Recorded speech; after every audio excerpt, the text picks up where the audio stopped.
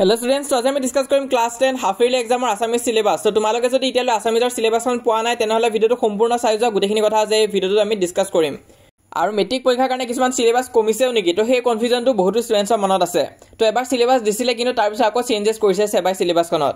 তো হেতু কাৰণে কিন্তু কোনো চেপ্টাৰ কাটি দিয়া হোৱা নাই। তো ইয়াতে দেখাইছো মই তোমালোকক চেপ্টাৰখিনি চাই যোৱা। ইয়াত যোনখিনি তোমালোকে হাফ ইয়াৰলি টিক দিয়া দেখা পাবা সেইখিনি তোমালোকৰ হাফ ইয়াৰলি এক্সামত আহিব। তো ইয়াত তোমালোকে চোৱা কি আছে উদ্যোগী অহা আহিব তাৰপিছত ভাৰতীয় সংস্কৃতি এই চেপ্টাৰটো আহিব। কিন্তু তোমালোকে চোৱা অসমৰ জনগোষ্ঠী গাঁথনি এই চেপ্টাৰটো কিন্তু তোমালোকৰ হাফ ইয়াৰলি এক্সামত নাহে। তাৰপিছত আহিব ইন্টাৰনেটৰ তিতা মিঠা তাৰপিছত তোমালোকে চাবা অৰ্ণিমা সিংহা আৰু অৰণ্য যাত্ৰা এই তিনটা চেপ্টাৰ চাব লাগিব। আৰু পাৰস্যত এভমুখী এই চেপ্টাৰটো কিন্তু নাহে। তাৰপিছত নেক্সট তোমালোকে পদ্যাংকত চোৱা ইয়াত তোমালোকে চাব লাগিব বৰগীত আৰু জিকিৰ দুটাই আহিব আৰু প্ৰশস্তিটো আহিব। আৰু বাকি দুটা মই অসমীয়া আৰু দৃষ্টান্ত এই দুটা কিন্তু নাহে। আৰু গ্ৰামাৰ ইয়াত দিয়া হৈ আছে কি আহিব নৱম শ্ৰেণীৰ ব্যাকৰণৰ উপৰিও তোমালোকে চাব লাগিব সমাস চাব লাগিব সন্ধি চাব লাগিব বাক্য পৰিৱৰ্তন চাব লাগিব তাৰপিছত জতুৱা ঠাঁচ চাব লাগিব বিপৰীতাৰ্থক শব্দ চাব লাগিব এটা শব্দত প্ৰকাশ আৰু প্ৰত্যয় তো এই গুটেখিনি চাবা। তাৰ উপৰি তোমালোকে চাব লাগিব ভাৱ সম্প্ৰসাৰণ নহলে প্ৰতিবেদন বা আবেদন আৰু ৰচনা চাব লাগিব দ্ৰুতপাঠখনো তোমালোকে চাই লবা এইখিনি ইম্পৰ্টেন্ট আছে গুটেখিনি ভালকৈ চাবা।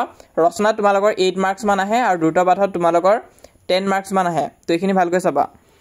তাৰপিছত নেক্সট আছে গ্ৰুপ বি তোমালোকে চাব লাগিব প্ৰাচীন ভাৰতীয় শিক্ষা এই চেপ্টাৰটো ইম্পৰ্টেন্ট আছে। তাৰপিছত ধৰ্জ আৰু ধৰ্ভা এই চেপ্টাৰটো তোমালোকে চাবা এই দুটা চেপ্টাৰ তোমালোকৰ আহিব। আৰু ব্যাকৰণত কি আহিব চোৱা নৱম শ্ৰেণীৰ ব্যাকৰণৰ উপৰিও তোমালোকে চাব লাগিব ফুল বাক্য শুধৰণি তাৰপিছত উপসৰ্গ অনুসৰ্গ সমাৰ্থক শব্দ আৰু পুৰণি শব্দৰ আধুনিক ৰূপ এই গুটেখিনি চাব লাগিব গ্ৰামাৰ পাৰ্টত। আৰু ছন্দটো তোমালোকৰ ইয়াত নাহে মেট্ৰিকতহে আহিব। তো এতিয়ালৈ যিসকলে আমাক হোৱাটছএপত জইন কৰা নাই সোনকালে জইন কৰিবা লিংকটো পিন কমেণ্টত দিয়া হৈ আছে তাত ক্লিক কৰিলে হোৱাটছএপ পেজটো ওপেন হ'ব। সেই হোৱাটছএপ পেজটো তোমালোকে ফলো কৰি ৰাখিবা সকলো ধৰণৰ হেল্প আৰু আপডেটছ তাত পাই থাকিবা। লিংকটোত ক্লিক কৰিলে ওপেন হ'ব সেইটো ফলো কৰি ল'বা। তাৰ উপৰি এইটো হৈছে আমাৰ ইনষ্টাগ্ৰাম পেজ যদি ইনষ্টাগ্ৰাম ইউজ কৰা তাতো আমাক ফলো কৰিব পাৰা কিন্তু মোষ্ট ইম্পৰ্টেণ্ট আমাক ইউটিউবত ছাবস্ক্ৰাইব কৰি থৈ দিয়া আমি যিমান পাৰো তোমালোকক সহায় কৰি যাম।